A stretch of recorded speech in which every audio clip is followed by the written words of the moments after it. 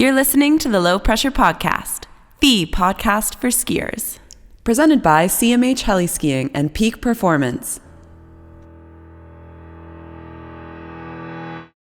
The Low Pressure Podcast is sponsored by CMH Heli Skiing, where you can choose from 11 unique locations and experiences, including 4, 5, 6, and 7-day signature trips, the brand new single-day trips. You can do small groups with just you, 4 friends, and a guide, or the private and exclusive, where you get the whole place just to yourself. So find your next adventure at cmhheli.com.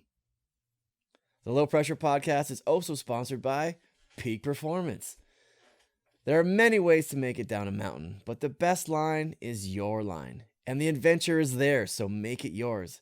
Visit peakperformance.com and get the gear to unlock your free ride spirit. Good on you. And hydrate for a powder day tomorrow. Ooh, yeah, right. I just been a long drive down here in the rush hour, snowy rain craziness. I'll tell you, the drivers, as soon as I crossed the border, became way more aggressive down here in Washington versus when I drove. I drove through rush hour through Vancouver, and then through rush hour Bellingham, which I didn't think was a thing, but I found out it was a thing. It is now. We were pulling off the highway on the on-ramp, and some dude was just driving up the shoulder in a minivan. And I was like, I thought he was going to take my mirror off. I'm like, what are you doing, dude? Like, people are just like, get out of my way. and at first I was like, I'm going to lay on the horn. And I went, nope, I'm in America. I don't want to get shot. I don't, 100% we think about that shit, man. No, thank you. No, thanks. Yeah, I'm not down with that. I might be on the wrong side of the parallel there, but it is what it is. Yeah, whatever. You know what? You're not. You're just right where you are, man. We got Baker. Absolutely. And where we are right now is in your super impressive shop here in your garage. Like, it doesn't seem like we're in a house. Like, this place is wild, dude. How long did it take you to set this up? Or has it just been like work in progress ever since you've had the house? You know, it's been a bit of an accumulation. Like, I kind of started with like my last place. Yeah. And obviously, like, the ski wax bench was like one of the first things I did. Mm-hmm. The bike tools were probably second. How many? Let's see. There's 1, 2, 3, 4, 5, 6, 7, 8. Like proper rolling 9, 10, 11. This is a wall to ceiling bench. Everything is meticulously labeled and organized. Is your label maker your favorite thing? No, but the thing is, like, because only saying that because on your Instagram post the other day, you actually made a comment about your label maker. I did, yeah. Right? And then so I got here now, and everything, I've never seen anything so meticulously organized and labeled in my life. For real. Like, every shelf has a box that fits that shelf perfectly. It's almost color coded. Like, kudos to you. Like, this place is cool, man. You know, like, I like to work on a little bit of everything. Skis, bikes, machining, woodworking, whatever. Right. And because there's so many tools or bolts or whatever, if you can't find it, you waste time. I hate wasting time. I like being efficient, because then I can get more stuff done. And then I can ride my bike, or I can go skiing, or do whatever for myself. But it also gives you an opportunity to buy more toys. Yeah. I mean, more toys and more tools. I'm honestly, I think, at a point where I don't ever need to buy another tool again. It's crazy. And not necessarily because I own every tool, but now I have the machinery. If I need a custom tool for like a bike damper or whatever, I have the ability to make one now. You can make your own damn tools. So it's crazy. Like, so what's that thing in the corner when I walked in? Oh, when I first walked in is a Monarch 10 EE lathe that came out of the Manhattan Project. Actually from the Manhattan Project. It was built for the Manhattan Project, and it was delivered to Hanford in July of 1944. Uh-huh. And I have the documentation that it was used to make the fuel cells that they used in the reactor to make the first nuclear bomb. That's insane. Yeah.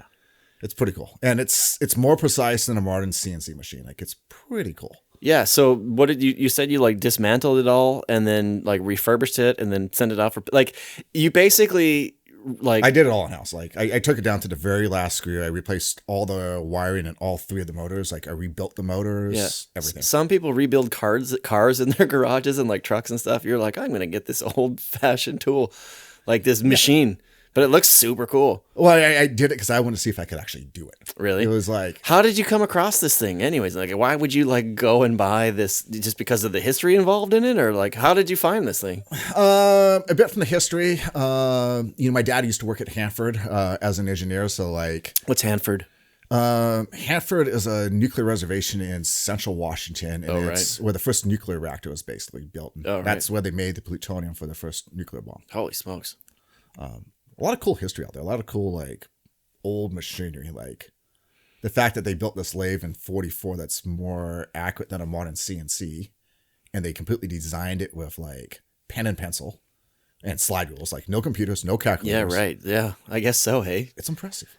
Are you going to use it, or is it just going to be kind of like a showpiece in here? Or? No, I'm definitely going to use it, custom bike parts, like, suspension tuning, like, I'll use it a lot.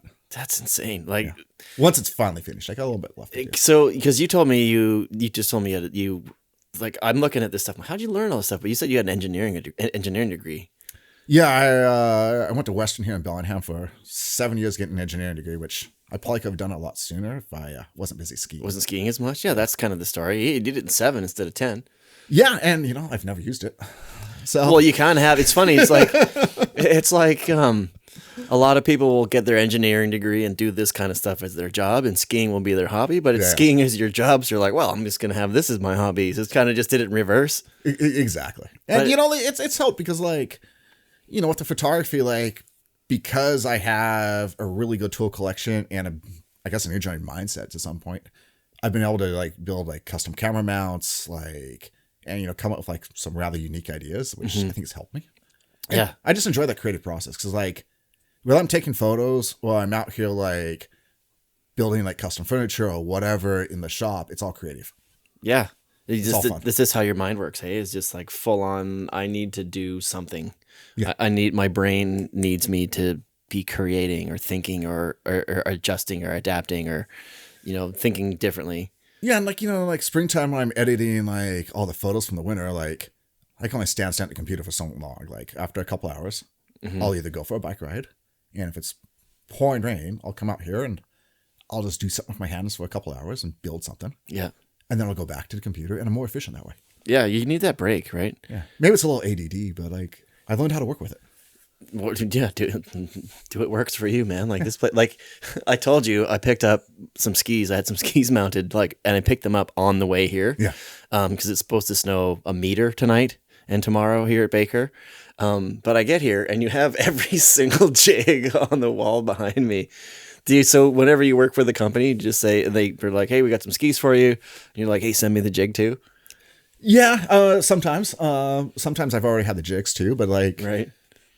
I think that's something that really has helped my career is the fact that, like, I can do a lot of, like, catalog shoots for brands and whatnot, and, like, they don't have to deal with the mount and the bindings. We don't have to pay a shop to do it. Like, I can take care of all of it. Self-sufficient. They're like, "Hey, Grant's good because we just give him the stuff and then he send us the photo, and then we'll just get the photos, or we'll get whatever we need." There's, like, very little logistics. We like working with them because we don't have to do any of that stuff. Yeah, I mean, I like to make it as easy as possible. Yeah, right.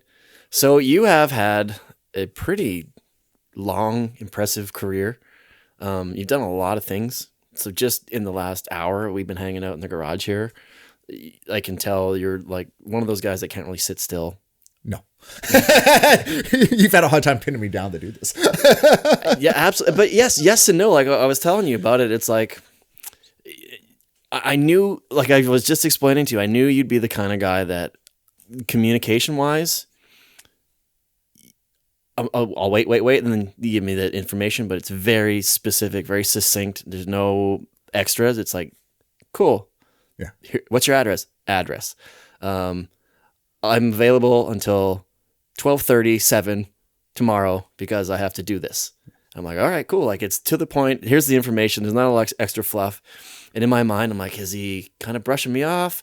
Or is he just that guy? And then I thought about it. I'm like, he's probably the kind of guy where he's like that on the phone or in communication. But as soon as you sit down with him, it's going to be like the greatest, easiest conversation because he'll just talk and go and, like, he's probably one of those people that are just fully invested in what they're doing right now. 100%. And then all of the other stuff is just there until you get to that, you know? Yeah. So that's kind of what I figured. I'm definitely guilty of that. And some of that's like, I could be inefficient. You want my address? Here's the address. Like, yeah, you don't need any fluff around the address. This is, put it in the GPS, be here. Yeah, exactly. He's like, I got skis to whack. You're like, I'm in my. So you say, you're like, come and knock on the, like, whenever you get here, knock on the door or knock on the garage. I'm waxing skis. I'm like, of course you are. Yeah. And the other thing is like, it's tough to pin me down the winter because like, in order to be successful at what I do, my schedule has to be as open as possible because I don't know what the weather's going to do. Right. I have an idea what's going to maybe happen tomorrow. Yeah. I know what's happening a week from now. I have to be ready because someone's going to call you. Whether someone calls me or not, whenever the conditions line up, whether I am on a paid shoot somewhere or I'm home, I want to be out producing imagery because I love doing it. And like, I don't want to miss good light or good snow. Right. And I love how that's your point of view rather than, well, it's my job. I need to get these photos because, you know, that's how I make money. But you didn't say that. You said that's when the good light's going to be. It's when this is going to be. Like every time we've had a conversation, like you said, you went up today and poked around the snowpack? Yeah. Right? You're like, we're going to go check around the snowpack. We're not really sure what it's going to be like, blah, blah, blah. I'm like, all right, yeah, he's into it. Like he's paying attention. He's on it because he wants to get the right shot at the right angle. It's like, well, I want to be safe doing that too. Exactly. Right. And you know, you've had some. Maybe we can just talk about that right away and get it out of the way. So I asked you. You were in Japan last year. Yeah. When we lost Kyle and we lost Christoph, right? And I was with the Freeride World Tour, and like he was close with some of the Austrian riders like Vali Rayner, who ended up winning that event in Andorra. Kind of, he thought propped up, you know, for his friend and Kyle, and you know, you were there, and obviously stuff like that spreads like wildfire on social media. Oh, you know, like it was crazy. Like that night, like me and Adam didn't say a word to anybody. And like we tried to sleep for a couple hours, which was really hard. And then like 3 hours after we finally got back to the hotel, it was like time like in North America to call Kyle's wife. And like we stayed up to do that. Yeah. And then like we tried to sleep for like maybe a couple hours, maybe 3-4 hours. And like we didn't really sleep. But by the time we actually kind of like, okay, whatever, we're up for the day. Right. It would gone all the way around the world. Like I couldn't believe how quickly that blew up when like we tried not to say anything because like we want to talk to the family first. Like it was a whole whirlwind. I couldn't believe how fast that happened. Yeah. And it's wild too. Like, were you getting people calling, asking you like, hey, what's going on? Can you talk about this? Were you getting interview requests or like that kind of shit? We got that, which was a bit like vultures. We also had a lot of people just that knew us, that knew Kyle, that were reaching out, and like because the community's small, right? And that's kind of my kind of thought process is like, you know, if I knew you guys that close, I would have been like, hey, but also maybe not. Like if I'm really close to you, I'll be like, hey, are you all right? Yeah. But if I'm not doing that. From the point of view of like a person in media, I don't consider myself a journalist. Yeah. Even though I get people to tell stories and I you know, share ski culture, that sort of thing. But the last thing I want to do is hassle somebody at that time. Like it's not about me. To me that's absurd and it drives me crazy. So that's kind of why I asked you before even we got here. I'm like, are you okay with talking about it? It's been over a year. Yeah. Yeah. Right? I mean, you know, it was crazy because like the level, like the outpouring level of support that me and Adam received was like, it was honestly overwhelming in the best way possible. And it was so nice to have that at the time. Mm-hmm. But there was so much going on like after that accident. Like we had so many like media requests and like. And are these like ski media or are they outside of that? CNN, Fox, you name it. Like really, they were like vultures. And me and Adam were like, we're not talking to any of them. Like this is completely ridiculous. And right. But the other side of it, like, you know, we wanted people to have the facts of exactly what happened because you know what? Yeah, this sucked. It was an accident. I mean, it is what it is. But we wanted the information out correctly so people could understand what happened, hopefully learn from it. You control the narrative, right? This is what happened instead of letting, you know, the game of telephone kind of get away from it and be like, well, they were in a bad area and they weren't being safe or whatever. Like whatever somebody feels like they need to add, you know, paraphrasing or taking you know, a quote out of context or something like that. Well, and that still happened. Like, you know, we you know, reached out to Rogan like, hey, this is exactly what happened. Like, we want to make sure the facts are out correctly. Right. Just so it's accurate. Because then we all like Kyle and Christoph. But like the major networks, they'd go through and they completely turn the facts around. Like everything was completely wrong. Like it was really frustrating and annoying to see that happen. Like what was wrong? Oh, they had the number of people involved was incorrect. I mean, I think there was some stories that said I was even killed. Like there was just a lot of misinformation. That's got to be frustrating. Yeah, and I can also understand there was a lot of like the whole time was foggy. Like, for example, like there was so much going on for the next 3 days. Like me and Adam did even have a chance to actually feel our own emotions. We were like fully on autopilot. And it wasn't until we got on that plane on the way home that we both just broke down because we didn't have the time.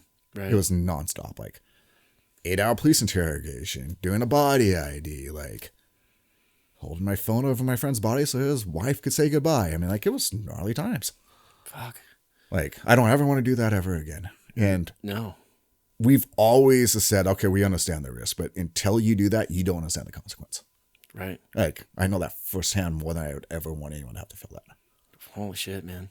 So it was heavy, but I'm not going to quit skiing. Yeah, well, that's, inherently that's the risks that we run. And like, it is what it is. Where we live, where we operate. And someone like yourself who that's your job, you put yourself in those positions. But like, you just as to kind of little backstory, like you had just left, right? Right before that run, correct? Yeah. Kind of run through that like morning and afternoon. That morning, all three of us woke up and like we were exhausted. Like we had been going like full tilt for like 10 plus days. And the day before was one of the best days I've ever had shooting powder skiing. I'm like, we got everything we needed. So we're moving slow. Okay, we'll just go from a ski tour, like in the trip, just have a fun day. And tour it up. And I was exhausted. Like by the time we got to the bottom, I'm like, I'm done. Like Cal was like fully amped up, full of energy. Last time I saw him alive was the most energetic, enthusiastic, stoked I've ever seen that guy. Just feeding off the 10 days of excellent times with his buddies. Yeah, so, him and I want to go back. I'm like, guys, I'm content. Like, I'm beat. I'll go down, order a couple beers, like, meet me at the bottom. Right. And I'm down there waiting. And I'm like, shit, those guys must have done a third one. Like, whatever. Yeah. And then I got a phone call, which was even Adam's phone. Let me know that something happened. I was like, oh, shit. Yeah. That must be like the worst feeling in the world, not knowing and being like, oh, crap. Well, and a lot of confusion, too, because like I couldn't get anything out of the Japanese, out of the resort. Like I called Japanese friends. I called like translators that I know. I had so many resources that I know in Japan from all of our time that come and help. And still, it was utter confusion. Right. And, we had taken a lot of steps to prevent something like that happening. Like after the Stevens Pass, Tunnel Creek Avalanche, I invested in like professional like VHF, UHF tri-band radios. So we'd have communication in the backcountry. And that saved us a lot of accidents, I think. But when something like that happens, they don't work when the guys are buried with the radios. There's still no communication. Right. So, you can only be so prepared. Yeah. And when shit hits the fan. Keep up with what's current and what's what's the best for now. Yeah. And then just keep learning and keep moving forward. And I mean, the way I like to look at it is like, let's stack the odds in my favor. Yeah. And if you spend as much time in the mountains and in the avalanche terrain as like me, Adam, and Kyle have had, at some point, the numbers are going to catch up to you. Right. And the best thing is hopefully you're prepared and you can come out with the outcome as good as possible. Right. So like, you get this, like, did you end up going up there to help with anything, or did you have to wait for them to come back down, like to wait for Adam to come back to you? Like, were you just sitting there with your hands, you're sitting on your hands, kind of waiting, freaking out? Kind of sitting in my hands because there was not much communication between the Japanese and what's happened to the accident. There was a big communication breakdown, even with the rescuers that were there. Right. They thought a heli was coming. They were told a heli was coming. In reality, there was no helicopter at every company. So they ended up coming out at night when they could have come out during the daylight still. Right. So did you know, like, how did you 100% I know this happened? Was it when Adam finally came back, or? Adam was able to get me a message via someone else's phone. Wow. And while this was all happening, like I had a bunch of, Western ski guys that were coming up that wanted to go up and help. And I was like, look, we already know there's 2 fatalities. Everyone else is accounted for. Like, we can't send anyone up there at night. Like, we're going to cause a bigger accident. Like, it's really hard to tell people, no, we can't go up. Yeah. We got to wait for them to come down. Like, we can't send more people in. Yeah. But people just want to go and help and do whatever they can. Sometimes the best thing is just to do nothing. Yeah. I mean, I would have loved to have been there helping. Like, I have so much training. Like, okay, it's a chance to use it. But I'm like, sending anyone up there at night in the dark, This is just going to be adding to it. Yeah. You couldn't do that. Did you feel like over the last year or so, like dealing with those emotions and like dealing with the trauma of what happened? Like, do you feel any guilt or like anything like that with the situation? Like, oh, I should have been there, or, you know, why I left, why not me? Like those kind of feelings, anything that you know? You know, right afterwards, me and Adam, like in that hotel room that night, we must have rehashed it 100 different ways. Right. And we basically came to the conclusion, like, it's all what if. Yeah. None of it's going to go back and change what happened. Right. We don't know what would have happened. If I was there, I could have been dead. Or maybe I could have been there and watched it happen. I don't know. We don't know. And there's no sense in going there when we don't know what would have changed. Right. You know, it's the facts are what the facts are. And, you know, it's heavy. Like, I got back, and luckily I found there was a really good therapist in Central Washington that specializes in helping people with, like, action sports trauma, like base jumping, avalanches, whatever. And working with someone like that was really, really helpful for me to get my mind back to a spot where I want to be back in the mountains. Right. And I'm glad you brought that up, because that was a question I was going to ask you. And is that something you're still working on? Do you feel you've gotten through that kind of, that issue, that event? No, I 100% love being back in the mountains. Like, I want to get out shooting. Like, I love doing it. Sorry, with the therapy thing. Oh, that helped so much. Yeah. And the thing is, like, I think that avalanche was, like, really traumatic for me. Not in the sense that, yeah, we lost Cal. That is obviously traumatic. But the mountains have always been, like, my place to go whenever I'm dealing with anything, processing anything in my life. Going skiing is my happy spot. It's been your happy place, yeah. It's my zen spot, right? And to have that, like, ripped away from you was, like, more traumatic than the accident itself. And when I got home from that trip, I didn't even know if I even want to go up to the mountain and put my boots on again. Like, really didn't know until I went up and I finally put my boots on. And I got more hugs that day than I have my entire life combined. And you know what? Okay, this is a sense of community. This is why I do this. This is why I love being up here. Mm-hmm. And I was thinking when I was riding the chairlift that day, and I'm like, do I really want to keep introducing my son to skiing? Like, knowing that this might happen as an outcome? And because, like, do I really want to risk this possibly happening to my own son? And I'm like, that's heavy. Like, I sure as hell don't want to take that risk.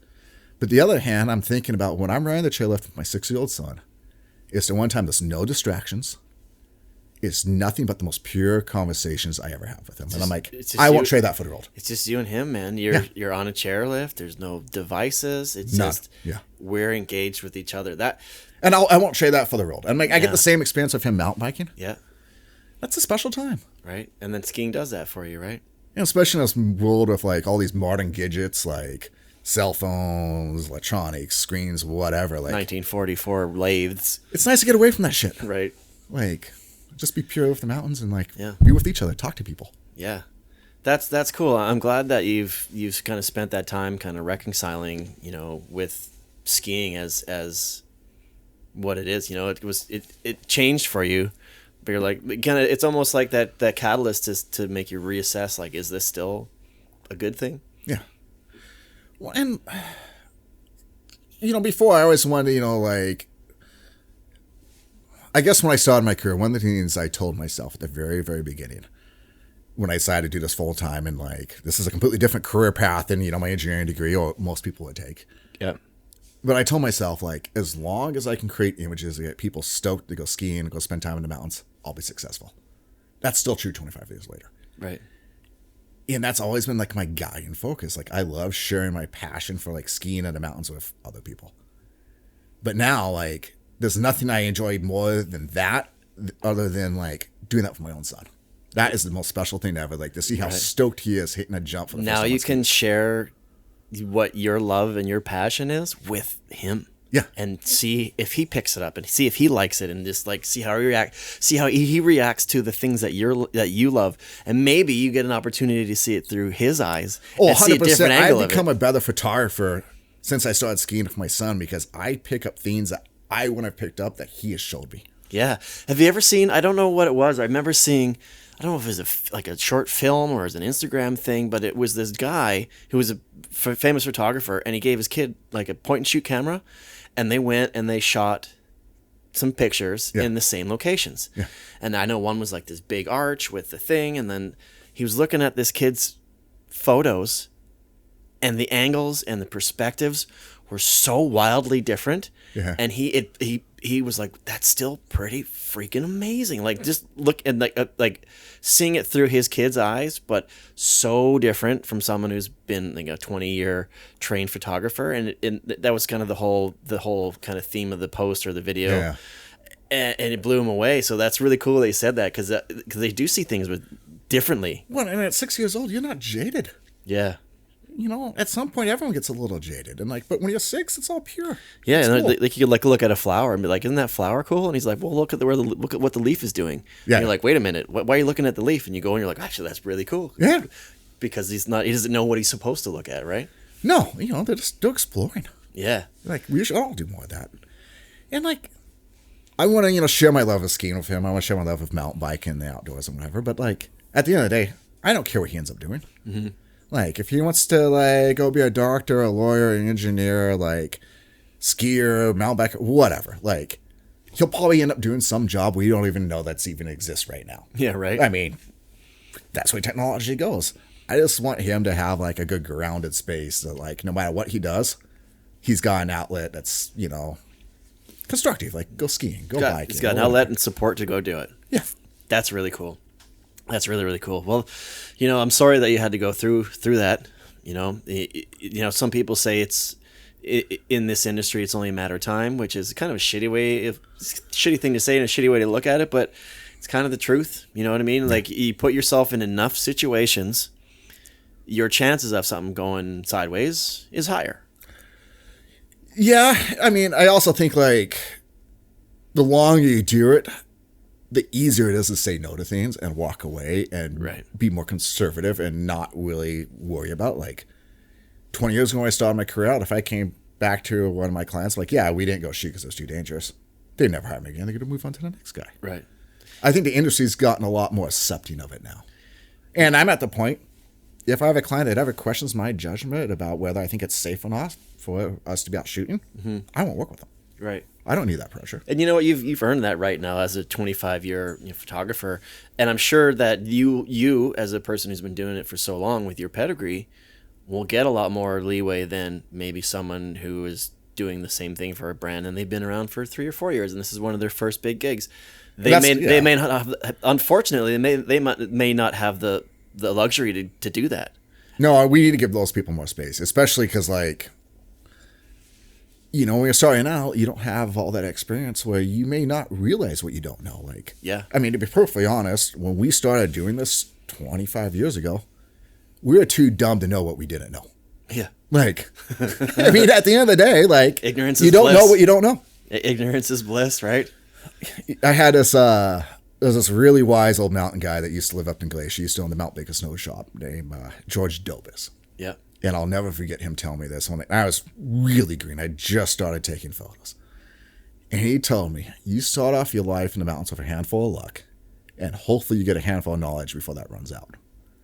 And I feel like I don't have that much luck left, and I don't have that much knowledge yet either. Like, it just, We'll see how it goes. Roll the dice, buddy. The more Avalanche training I have, the more experience I have, the more I know I don't know shit. Yeah, isn't it wild? That's what we always say about, like, AST1. It's like, you either finish your first AST course fucking terrified or full of stupid blind confidence. Yeah. Yeah. It's one of the two. Like, oh, I know what I'm doing. I took a course. Or you're like, oh shit, I'm never going into the mountains again. Right? It's like one or the other. Totally. Yeah. Well, holy smokes, dude! Like, there was a hope. I'm wishing that this season goes a little smoother for you. Well, hopes if it starts snowing. Yeah. Oh man. And I also appreciate you, like, willing to share that so candidly. You know what I mean? Like, it's a touchy subject. I don't like I said, I don't like chasing that just for the sake of clicks or whatever. Like, if someone's willing to talk about it, I'm down to talk about it, but I'm not going to push them. So I appreciate that. Like, I want to get people stoked to go skiing. And, some of what we shoot is, definitely pushing it. Like, big lines, cliffs, whatever. And we try to do it as safely as possible.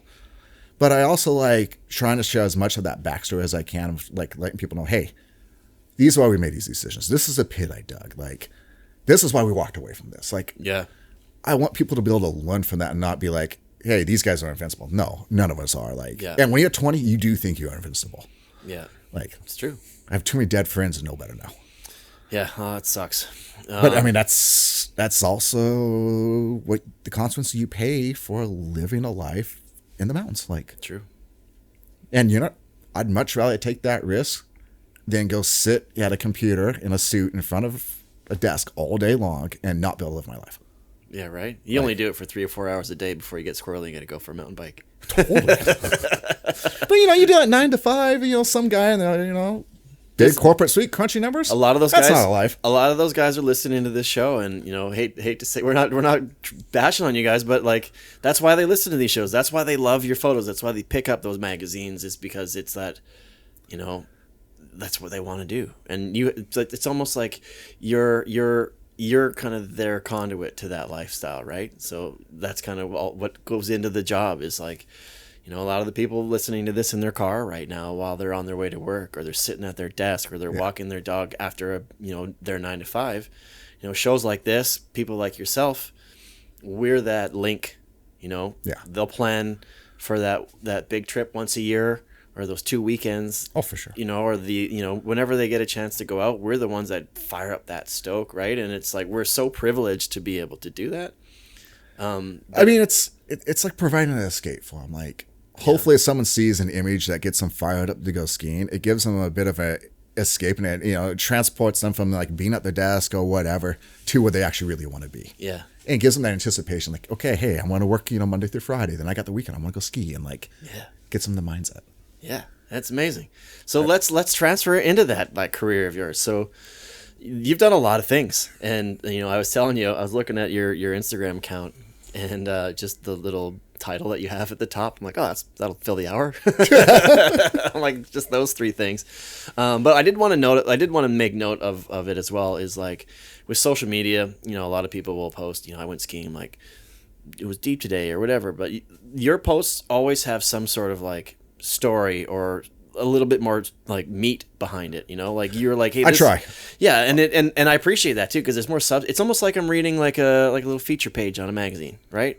Yeah. Hey, this is my, like that one I mentioned to you before with you were making fun of your label maker, but you're like, hey, this is my little case with my SD cards, and this is how I organize them, and this is what I do. And it's just a photo of your little case with the SD cards, and then a little blurb about what that means to you and how you organize it. And I'm like, I love this because it is almost like looking at a little mini feature in a magazine. Yeah.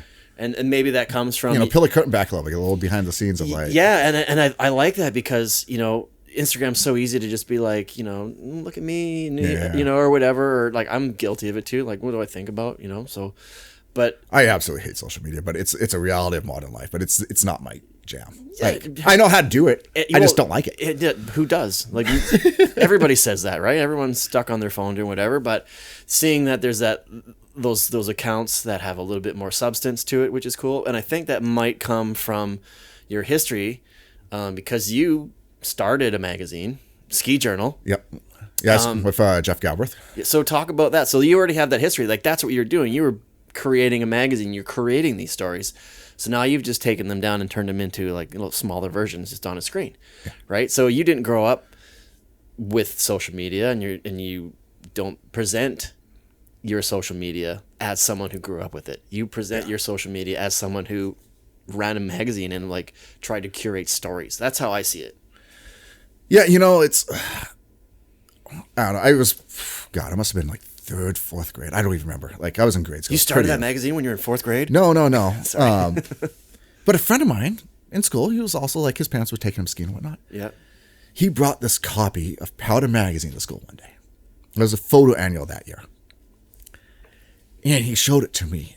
And from the time I saw that magazine, I saw flipping through and looking at all these beautiful photos of people skiing. Like, it got me stoked to go skiing.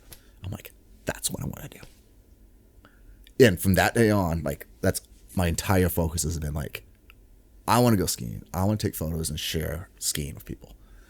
And when me and Jeff started the Ski Journal, like, it was another opportunity to share my love of skiing and all aspects of it. Like, because the Ski Journal wasn't like ski magazine, hey, these are the top 100 skis to go by, here's a ski test. Like, none of that bullshit. It was about all the stories of skiing, from like the guy who built the chairlift to like Glenn Plake or whoever. It was the whole culture of the sport. Because, skiing is something different to everybody. Like, you know, if you're on the East Coast, having that perfect corduroy groomer on a sunrise crisp morning is pretty damn fun. You know, here out Baker, you know, I'm not going to say the groomers are that good, but, you know, when you get them to dump overnight, you know, that gets me pretty fired. So, like, everyone's got a different portion of skiing that they like, and I love all of it. Like, I'm just as happy, you know, on a Pal day as I am, like, in the back of a ski shop, like, with, you know, some crusty old dude who's been mountain skis for 40 years. Like, it's all fun. And I learned something from every one of them. Mm-hmm.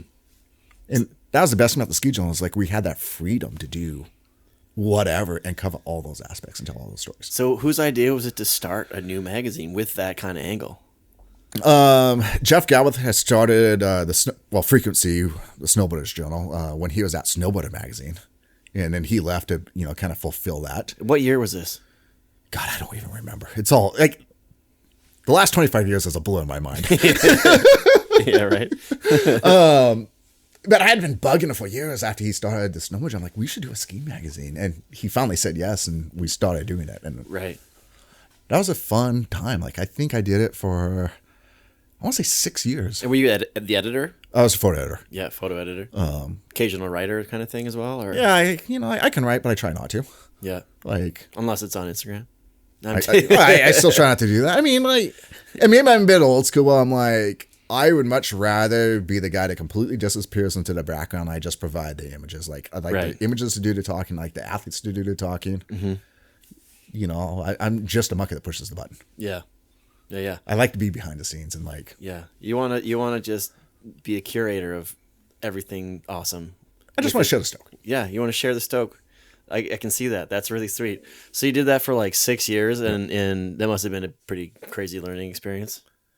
Yeah, I mean, like, I had interned at Powder Magazine before that, which was a really interned, yeah? Yep. Yeah.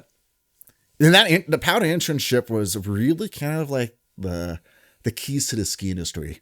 If you look back at who was all the interns at Powder Magazine over the decades that magazine was in existence, it's kind of like the who's who of the ski industry. Right. Like, I won't say everyone, but I'd say 90% of the people that did that internship went somewhere in the ski industry significantly. Yeah, absolutely. Right. Because it was the Bible, right? You kind of go in there, you bust your tail, and then you move up a little bit, and then you go and do something. You pick your own path, and everyone found something. It's like when me and Jeff Thomas started Theory 3 Media. Mm-hmm. Every one of the athletes and people that were involved with that wanted to stay in the ski industry went somewhere. It was a really unique time. It motivated people that had like similar ideas. Right. I mean, look at Smuck, look at Heimer, like look at Jeff now. I mean, like Jeffy's killing it. I was just chatting with him, or I was chatting with someone about him. I was chatting to him the other day, and I was like, "What do you got going on this year, project wise?" Because last year he ended up doing like 4 projects. Yeah. So like I organize like the event. I have 3, the physical event, and a lot of the behind the scenes stuff, and then I chat with like Schmuck and the team that collects the films and whatnot. And they're like, "Yeah, Jeffy had like 4 movies this year, and he's the first one to submit his films, all of them. Yeah, like he's the first one with the film in, and he's got all 4 of them in before everybody else." I'm like, "Yeah, of course he does, because Jeff Thomas." Like, so I was talking to him. I told him that the other day, and I was laughing. I'm like, "Are you finished them yet, or like for next year?"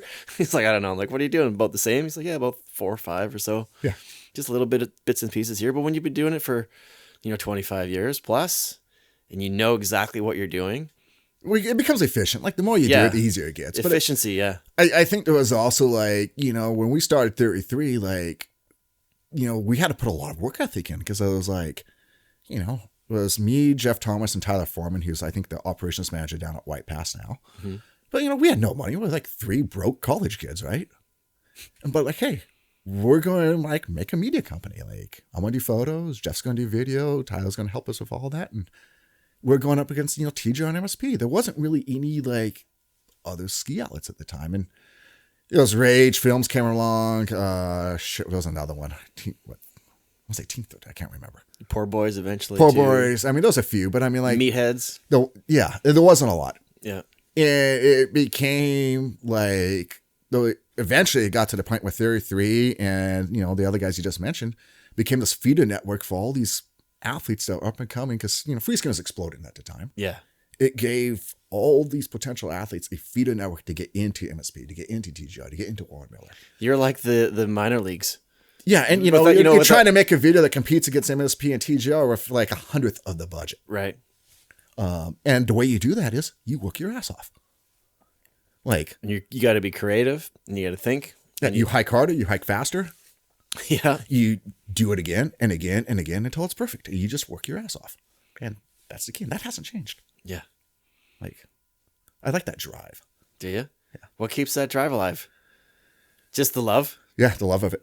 Absolutely. Like, and I think it's the same as Jeff Thomas. Like, we both absolutely love skiing.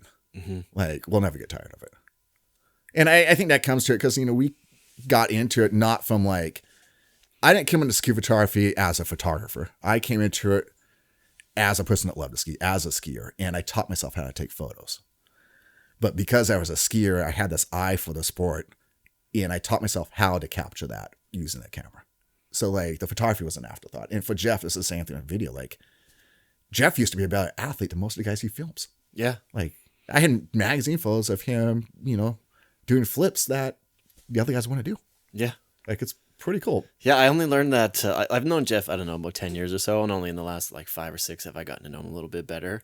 And every once in a while I get a little bit more like a snippet of like who he really was in the past. I'm like, oh yeah, he plays baseball too. Oh yeah, he's got an arm. Like, don't ever have him toss a snowball at you. That guy has a cannon. We played hard. I played in the hardball league for a bunch of years, and we were trying to get him on the team.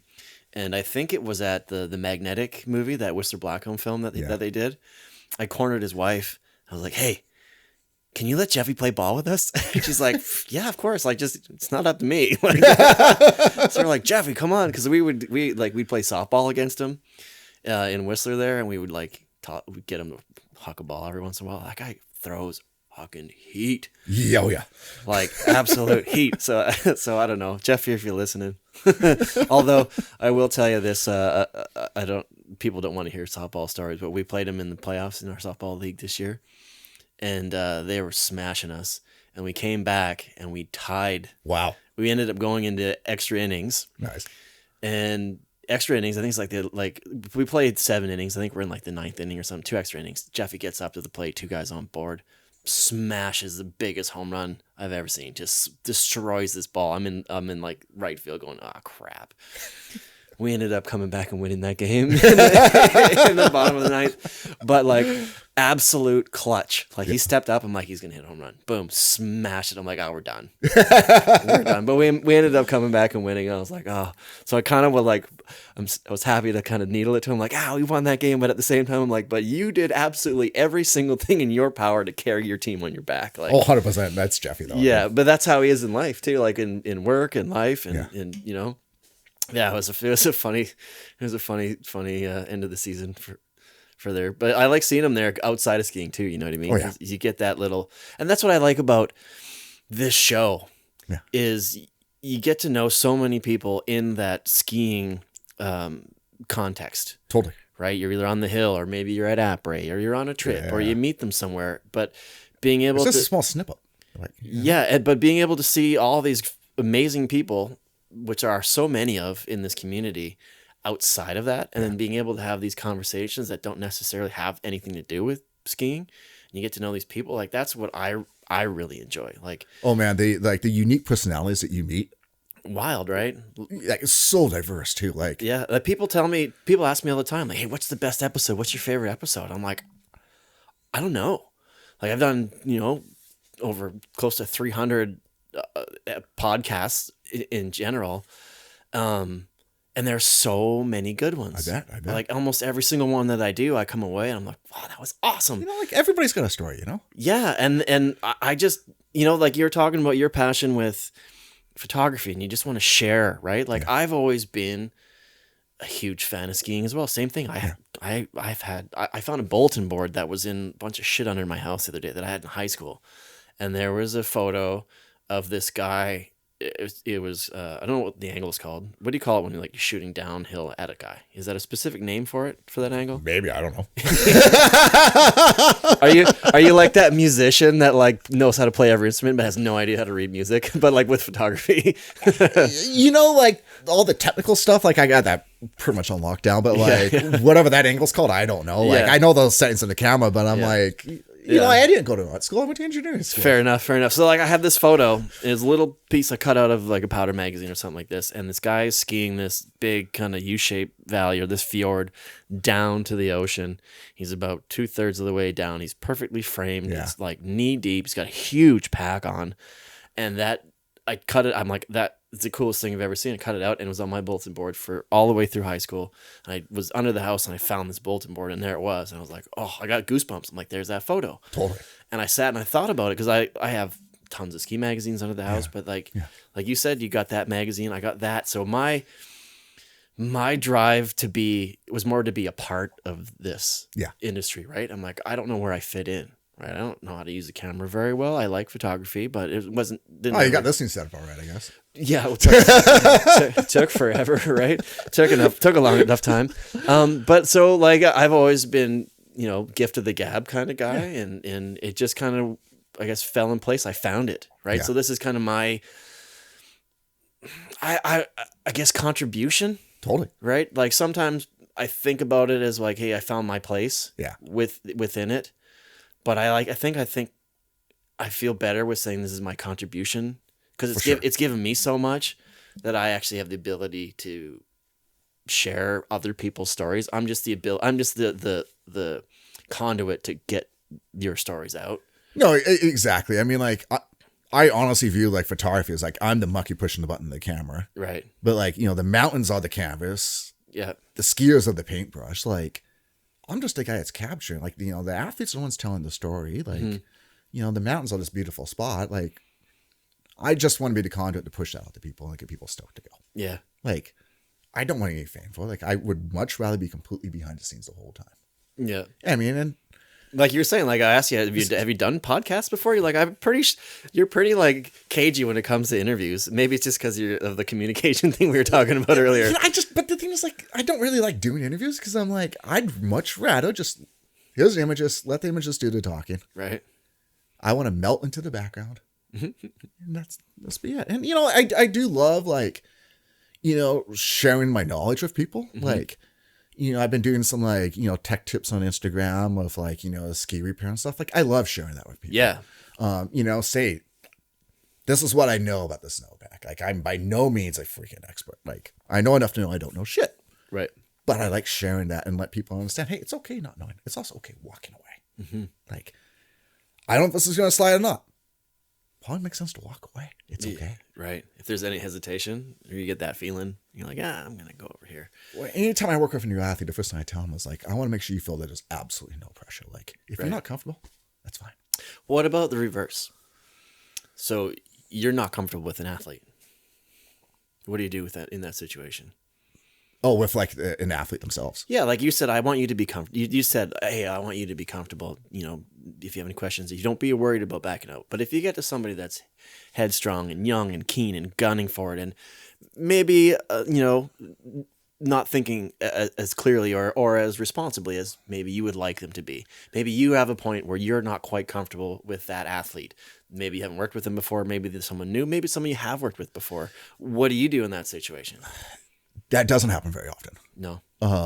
Part of it is I'm pretty good about screening the athletes I work with now. Mm-hmm. I'm lucky I'm in a position I can do that. I'd be like, I'll vet them. Like, I'll call all the people I know that've shot with them. Like, hey, how's so-and-so to work with? How's the personality? Because at the end of the day, like, anytime we're out shooting, it's not just me and one athlete. It's me and like 2 or 3 athletes, or me and a film and 2 or 3 athletes. Right. And because safety is in numbers. And when I'm in the backcountry, there's a good number of people. 4 people is kind of ideal. You get more than that, it gets more dangerous. You have less than that, something happens, you don't have enough people. Right.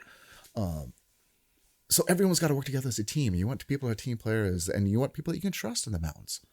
So I always like to ask those questions before I bring somebody new in. Yeah. Because I don't want to go deal with the Kodak courage. The Kodak courage. Well, yeah. I mean, like, I don't want to be out there working with someone that's like, a bit of a hothead or whatever that's going to take uncalculated and unnecessary risks. Like what we're doing is already dangerous enough. And if somebody gets hurt, we're done for the whole day. It shuts everybody down. Right. And yeah, that does happen. And when it does, we're a team. We get everybody together. We get everybody out together. Like we work together. But I don't want to take those risks if I don't have to. Right. Fair enough. So it doesn't come up very often. And, a lot of what we do is almost like stunt coordinating. Like, when I'm down below, like on a cliff jump or air or whatever, I have to be the eyes for the athletes because they can't see exactly where they're going. Yeah. And when I'm trying to set up a shot, I can't see what they're seeing. So like we have to have good communication and trust each other. And if I feel like I don't have that trust, then it's not going to work. Right. And I'm not like, if an athlete's really gun-ho and doing something, I don't want to get in their head and be like, hey, this is a bad idea or whatever. Mm-hmm.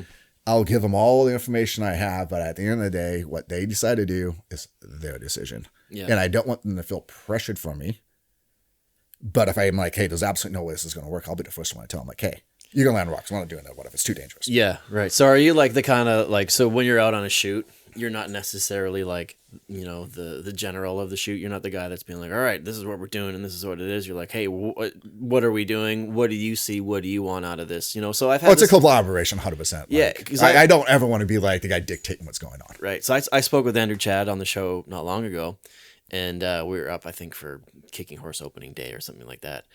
And I was like, all right. He's like, where are you going to go? What are you going to do? I'm like, I don't know, man. You tell me. Like, you're the photographer, right? And we had this conversation about different perspectives of how everybody shoots differently. And he was saying, he's like, I just want my friends to ski and have fun. Yeah. And I'm just going to shoot as many pictures as I can, and something's going to happen, and it's going to be good, right? Whereas I have to be a lot more scripted to that, but I want them to decide where they want to go, Yeah, and that's kind of my question too. Is like, sometimes there's photographers that have their eye, right? Like and I say this all the time, there's photographers you can see a photograph and you know exactly who it is. Yeah. Oscar Innender. Yeah. Blake Jorgensen. Yeah. Jordan Manley. Yeah. Grant Gunderson, right? You've done it long enough and that style develops where you can look at a photo and say like, I can't explain why I know that's you. But you know who shot it. Yes, just because of the way it looks. Totally. It's one of your photos because of the way it is. Basically, that's the way it's, So... But I mean, that's actually, that brings up a different point though. Like I have all these kids email me like a couple times a week. I get a different email from a kid that's like, hey, how do I get into this? What do I need to do? Right. And the first thing I tell them, like, you got to be true to your own style. Come up with your own mind. And eventually that is going to be your vision. And that is what it's going to work for you. Just go take a show. Just go, like Andrew said. Everybody, but that's why all of us says. have a different, like you can recognize all of our photos as mine or Blake's or, Matthias or whoever. Yeah. Because we've all developed our own unique style. And that's why I love it. I love seeing other photographers with images. And it's cool because it represents your personal experience up to that point as well, right?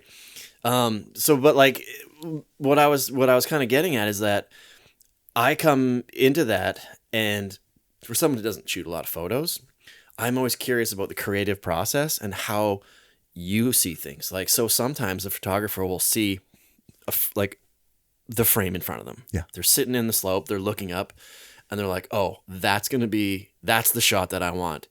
Hey, you come over here. I want you to, have a quick turn at the snowball.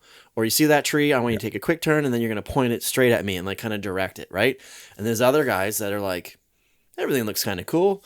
I like how that person skis. I want to see what they do on this canvas, right? So there's so many different perspectives that that's what I love to hear from the photographers. Like, what's your preference? Like, I try to blend that. I feel like, like just work with the conditions and work with all the variables. Yeah, I mean, like I love good light. Yeah. I mean, but I love good light. I love like good aesthetic stuff what makes me want to go ski something. Right.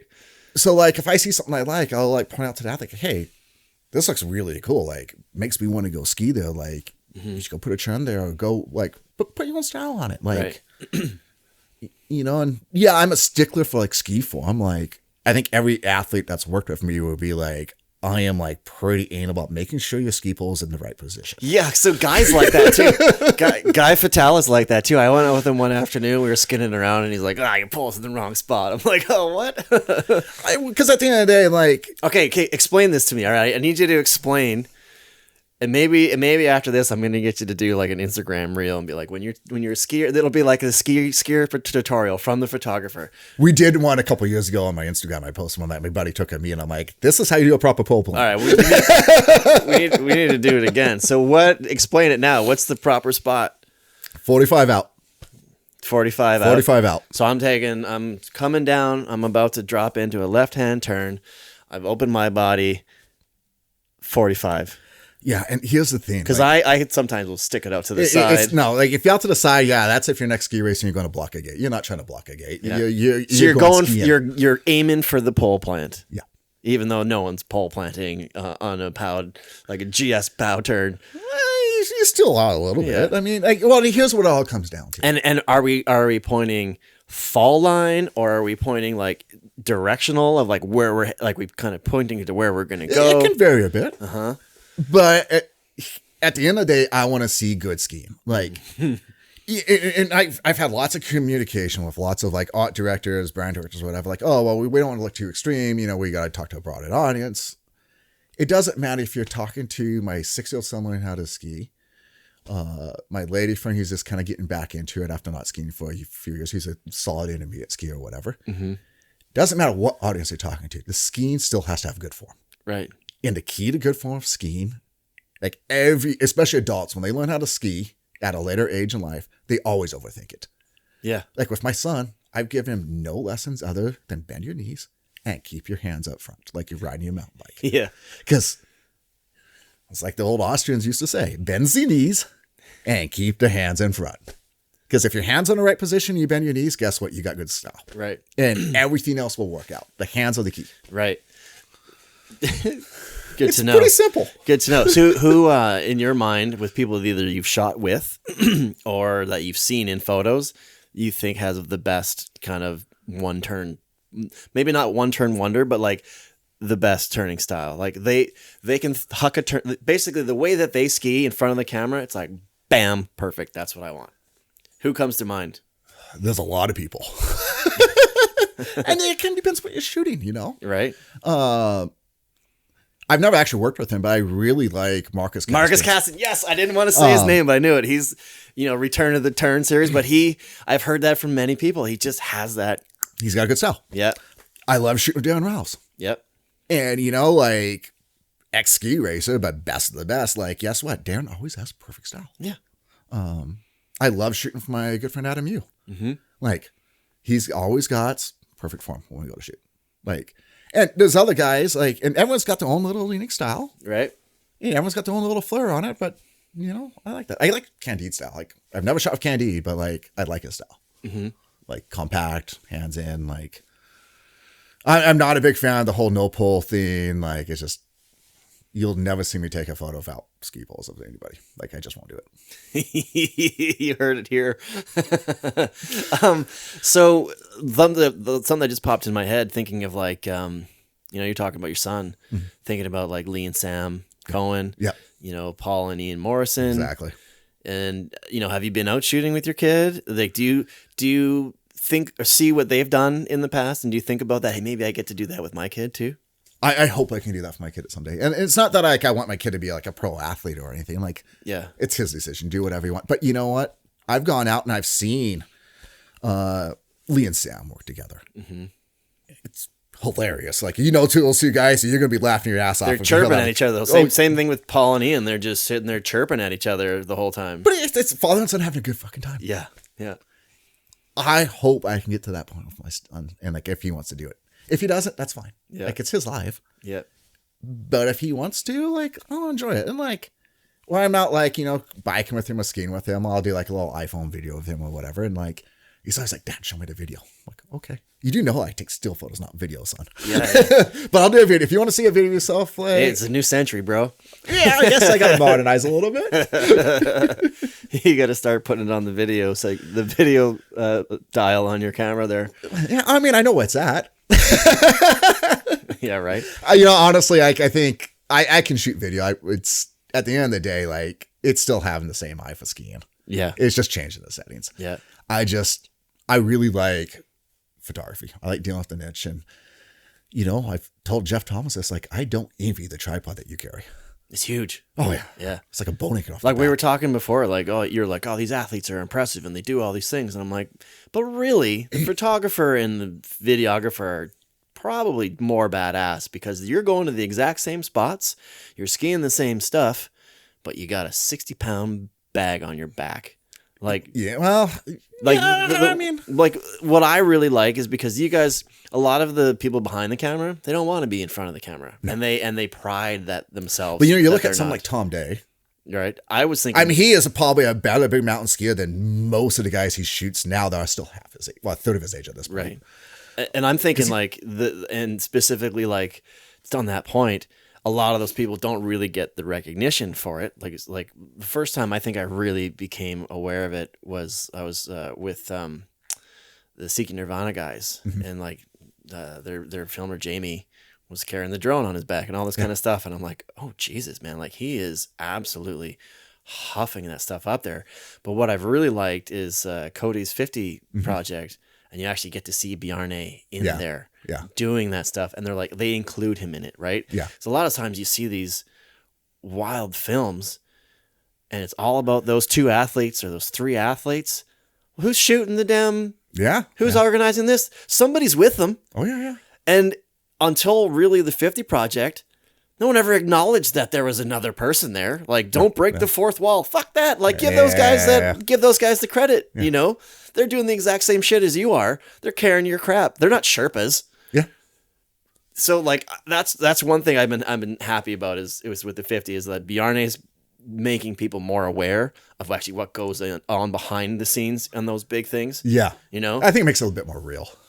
right. And I think that maybe is part of, well, it would have been a success anyways, but I think that adds to the success to it because there's another character involved in that project, right? That people can pay attention to. Totally. And learn about what goes into getting something like this, right? Because that's what it is. Every single TGR film you've ever seen, every MSP film, every single film, every major video project, every major photo shoot, there's a guy behind the scenes skiing the exact same stuff, climbing the exact same zones, getting into probably sketchier places because they got to set up a shot that has the right angle.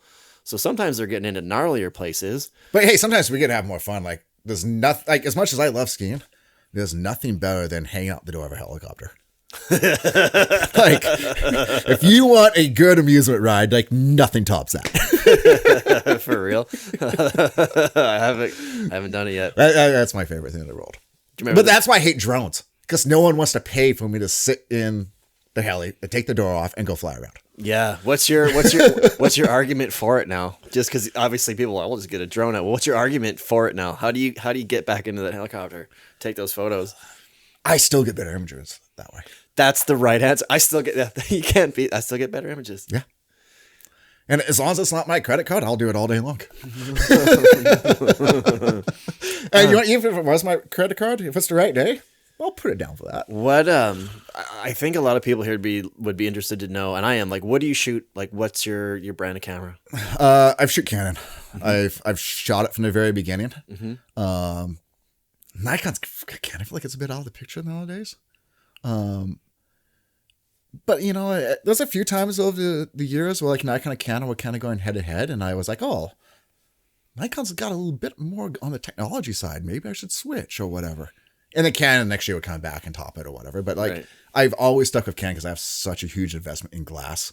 Like all the lenses. The lenses, I'm like, probably like 50 grand worth of lenses in your house, right? Probably more. But the thing is, like, you know, you used to be, oh, buy the lenses, keep them for life. Well, as the cameras get better, the lenses that we used to shoot on a film don't hold up. Right. So when I upgrade a camera body, I end up having to upgrade the glass to go with it. I have to upgrade my computer gear. I have to upgrade the hard drives. Like, it's the whole thing's a package. Mm-hmm. That must have been fun over the last 20 years through the transition. Like the last 20 years of skiing, the skis themselves have gone through a revolution. Yeah, I mean, when I started taking photos, we were on skinny skis.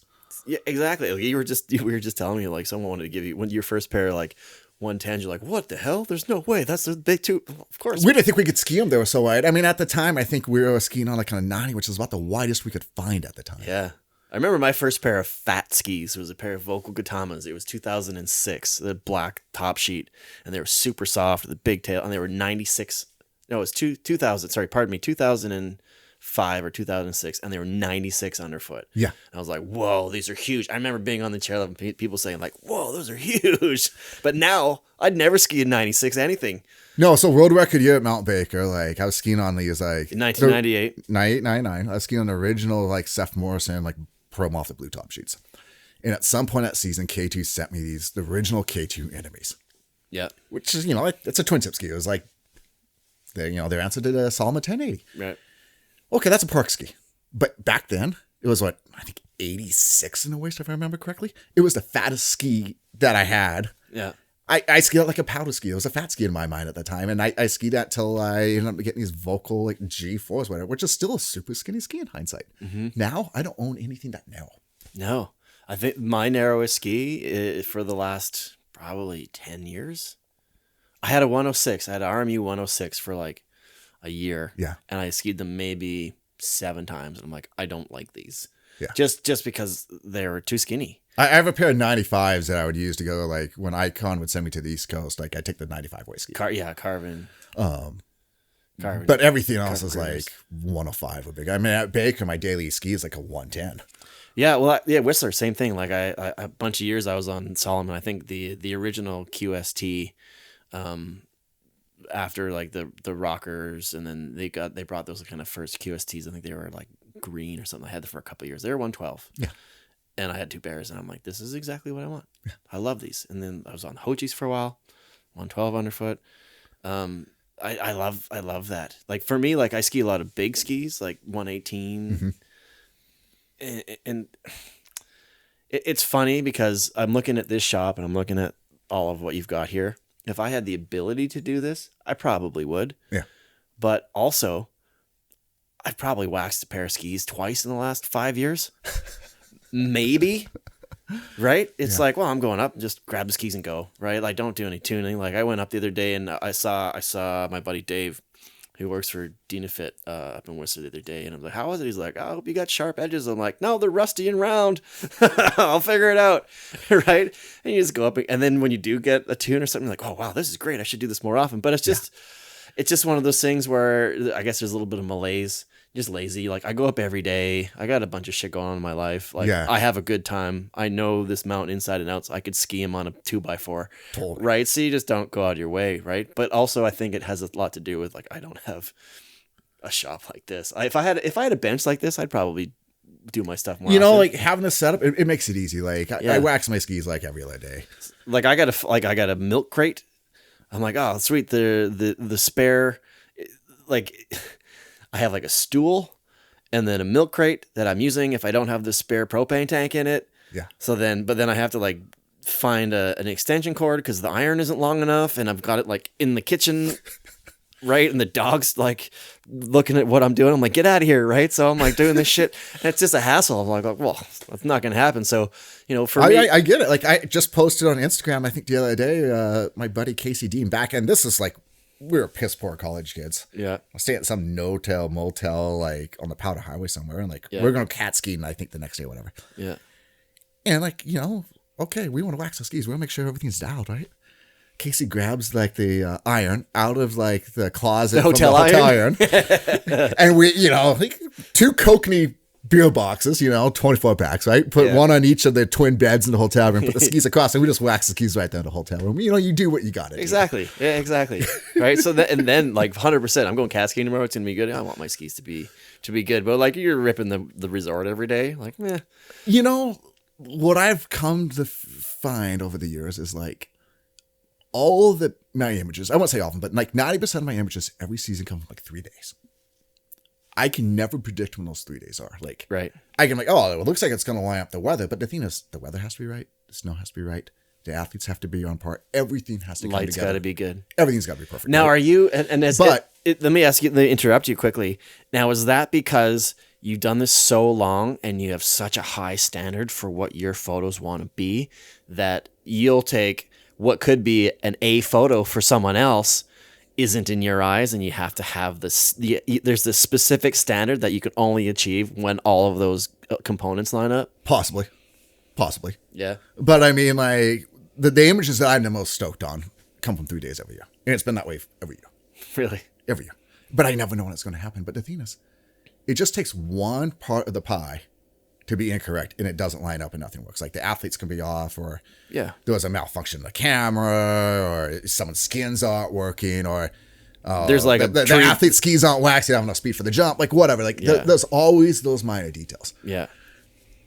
So it's funny. So the more prepped you can be, and the more you pay attention to the tiny details, the better the end product always is. So that's why I like to make sure like my stuff's always down. Like sure, like the athletes I work with, hey, want to go shoot? You come to Baker? So you're at my house. We'll just make sure everything's tuned up and perfect. Mm-hmm. I just want to get rid of the variables. So you're telling me that I didn't actually have to ask you if I can come in and wax my skis? You probably would have been like, yeah, bring them on in. Totally. Yeah, sweet. I mean, I also have like a lifetime supply of wax materials and whatnot. Yeah, so, well, it's funny because like I told you, I just went and got skis mounted, and I could have just brought them here. I picked them up on the way down here. And you're like, I got a couple hundred pairs of poles. I'm like, I literally bought poles today. But like it's just the devil's in the details. Like you pay attention to that, you get a better end product. Like, and that's why the shop's set up the way it is. It's like when stuff is like dialed, it's more efficient and everything works better, and you can produce better quality work. And it's interesting because listening to you talk about that and seeing your photography and then the way you explained it, but then also seeing how you've curated this shop and how it looks and how it's organized. It makes sense to me, right? Because that's like, that's just your personality. Yeah. That's just your sensibility of how you like to produce and work. Yeah. Right? Like looking at this, now I understand why those photos are like that and you're that specific about them, because they got to be right. Everything here, everything has a place and everything is in its place. But that being said, shooting skiing in the mountains is one of the most chaotic things I could ever imagine. Yes, but if everything's dialed, yes, that chaos becomes simple. Manageable. Yeah. Right? It's like organized chaos. There was this run at Mount Baker in the backcountry that I have shot it legitimately probably 1,000 times at this point. Maybe more. Is it over called, the last 25 years? Is it like Grant's Corner? No. There's like Lee's Corner on there is. I don't have one of those. Grant's Gully. But I keep going back to the same spot. Because not just because like it usually produces pretty well for me. Like I like the way the stuff lines up. Like it just lines up well. However, every single time I've gone there, the snow's come in differently. The wind's been different. Every single time it's completely different. It's a new challenge. It's not like I'm going back and doing the same thing over. It's fresh. That's why I love it. Have you ever considered, like, I would love to see a book like that. Like if you've got like 20 photos from the same spot and they're all different, and then you have the opportunity to write a little story about them, I would love to see a book about that as like, almost like a I don't even know how to describe it, but just an experience of photography. Like this is something that you can do. Like I've shot the same thing over and over and over and over, and look at all the different outcomes. Like I say that about the Sea to Sky Highway when I drive the highway. I've driven that highway 300 times from Vancouver to Whistler. Yeah. Every single time I drive it, it looks different. Yeah. It's different time of day, different lighting. Yeah. There's snow here. That is a beautiful road. There's snow here. The water's shining. Maybe there's smoke in the air and the sun is coming in red, or there's like, it's always different, and it's always beautiful. And I think about that all the time. So I love that you said that. And I kind of want you to show me all like a bunch of different photos. I'd buy a book of that, like a photo book, and just create it as a story and say, hey, look, I've shot this spot so many times, and then maybe put some context to the photos. That would be cool. Well, it's like, there's never 2 days of skiing that are exactly the same. No. And one thing I've learned over the years is you've had what was maybe one of the top 10 all-time days or whatever. And you think the next day is going to be that good? It never is. Never is. Have you ever had two of the best days of your life back to back on a ski hill? It's rare. It's very rare. Yeah. Like I mean, Japan last year, up until our accident, was about as close as I've gotten to almost perfect POW days back to back for shooting. Wow. Yeah, then they all come to crashing in. But I'm like, that's why like that last day, like I didn't even take my camera back out of the hotel, which I never ever. You got to a point where you're like, I'm done. I've got on that trip, I was like, we've gotten so much. I'm gonna leave my camera back on hotel and go skiing today. Mm-hmm. Like of all the years I've been to Japan, it's the first time I ever did it. How often do you go up without your camera? more at home here at Baker than I do anywhere else. Like anytime I'm on a trip, my camera's with me 24/7. Because that's what you're there for. It's work. Yeah. But you love it. I don't love it. Yeah. Like, it doesn't, like, I haven't worked a day in my life. Maybe when I'm editing photos at home, it feels like work, but like, I really haven't worked. But you know, I'm home at Baker, like I've shot it so long, like I kind of know when it's going to be like really worthwhile to go shoot. And I definitely try to get out on those days, but I'm also like, hey, I need some days for myself. The whole reason why I got into ski photography is because I love to ski. Yeah. And part of that is like, the camera's been the tool for me to go ski a lot of incredible places, like all over the world. But the reason why I do it is not to get rich. Because, like, let me tell you, if you want to make money in the ski industry, you're in the wrong business. I do it because I love to ski. And you know what? If I don't leave the camera every once in a while and go skiing, then what am I doing it for? Right. And so like, when I'm at home at Baker, I try to balance that between, I want to shoot enough, keep them happy, so I keep skiing for free. Like, hopefully my family can ski for free for life. We'll see what happens. But I got to balance that with, like, I need my personal time to ski because that keeps me motivated. Like, when I have a good day of skiing, that gets me motivated to go take more photos. I love it. That's probably a good place to leave it. I think that's a really good place to leave it. This has been fun. But you sell a lot of your prints as well, correct? Mm-hmm. Where can people go find those if they want to look at some of your work and maybe buy a print for the wall? My website, grantgunderson.com. SON? Yep. Well, on my Instagram or whatever, just send me a message. There you go. Awesome, man. Well, thanks so much for having me at your place. Yeah, anytime. And I'm sure the conversation is going to continue, and I want to see some of your cool shit here. Well, we'll go see some power tomorrow. Yeah, I'm really excited about that because I haven't skied in Baker. Like it's funny. I tell people this all the time. Like, there's all over BC. There's so many places I haven't skied. Yeah. Like, what? You grew up in BC? How come? Well, because I live in Whistler. And BC's massive. And it's big. And when it's good, those places, it's usually good where I live. Yeah. And I've, like you said, you never get 2 days in a row. I've skied that mountain over 1,000 times. Yeah. Probably 1,500, maybe 2,000 times. It's always different, and I still love it. Totally. So it was hard a lot of times to go do something else. So I haven't skied in Baker since I was a teenager, and everyone's like, and I kind of felt bad about it because it's right there, and it's always amazing. And like now, I'm so fired up for tomorrow. Even if nothing's open because they're getting way too much snow, it's still going to be cool to be there. It's going to be an experience. Right on. Hey, thanks a lot, man. Anytime. You've been listening to the Low Pressure Podcast, the podcast for skiers. This has been a Redmark Media production.